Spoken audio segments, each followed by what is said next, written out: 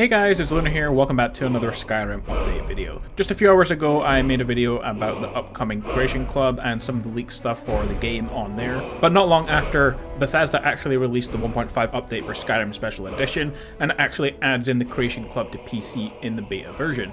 So with that comes the Creation Club plus what we're going to be going over in this video, which is the new Survival Mode. And if you happen to be playing on PC, you can check that out right now by simply opting into the Steam beta. PlayStation 4 and Xbox One players will get to experience Survival Mode and other Creation Club stuff early next month. Both PC and console players will get Survival Mode free for 1 week as well, once it launches on their preferred platform. So guys, we're going to take a look at all the new stuff that Survival Mode actually adds, and for a change, unlike the rest of the mods that we've seen for Fallout 4 and the Skyrim ones already that we looked at earlier for the Creation Club, this one actually seems to be quite a big mod. So let's take a look at the brand new Survival Mode for Skyrim Special Edition. Survival Mode adds new gameplay features and challenges to transform Skyrim into an unrelenting and cold, harsh wilderness.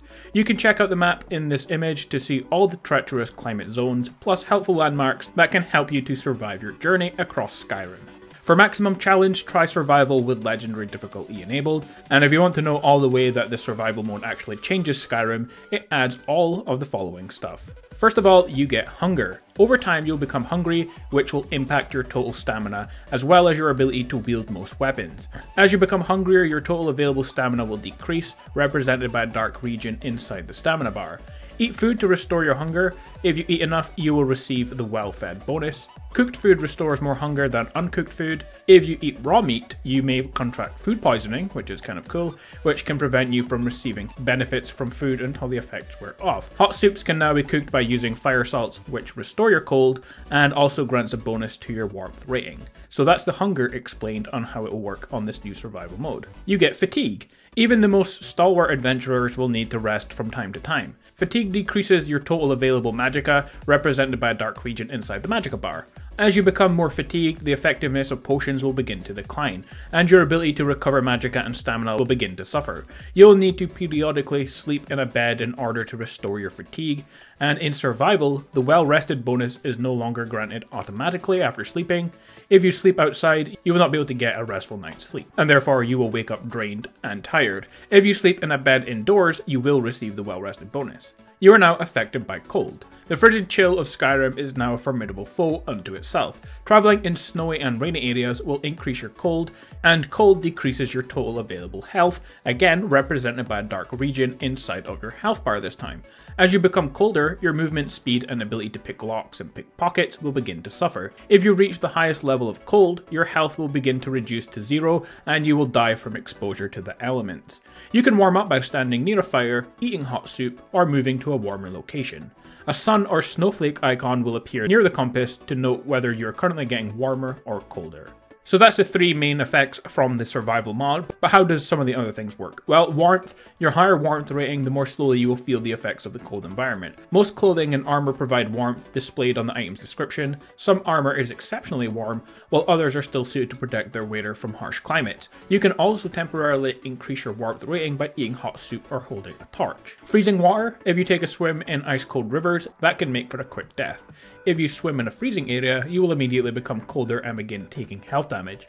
Exit the water as soon as possible in order to begin warming up and stop the loss of health. Using a flame cloak spell or the Dunmer Ancestor's Wrath ability can make you temporarily immune to the effects of freezing water.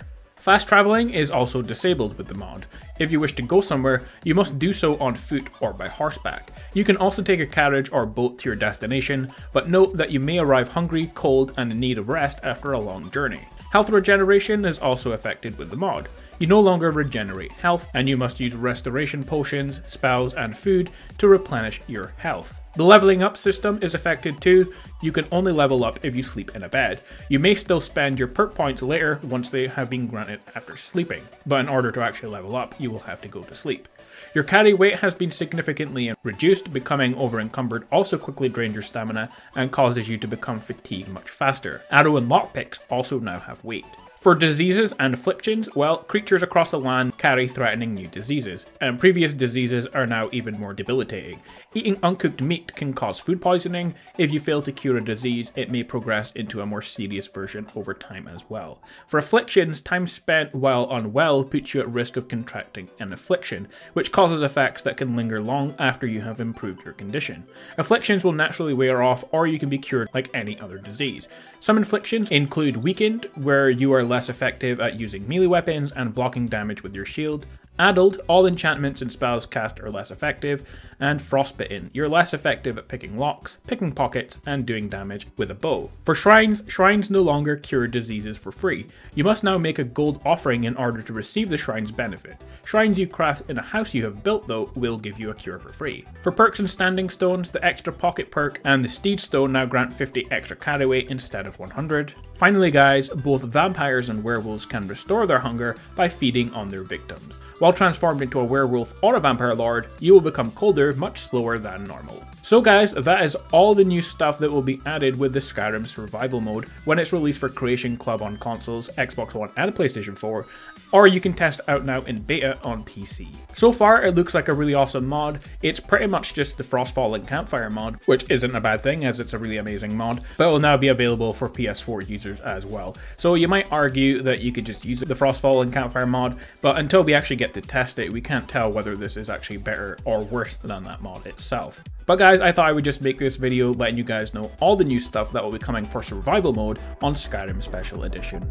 Anyway guys, that's it for this video. If you enjoyed it, leave a like and comment, it's appreciated. And if you haven't already done so yet, subscribe for daily Skyrim and Fallout videos, and I will see all of you guys next time.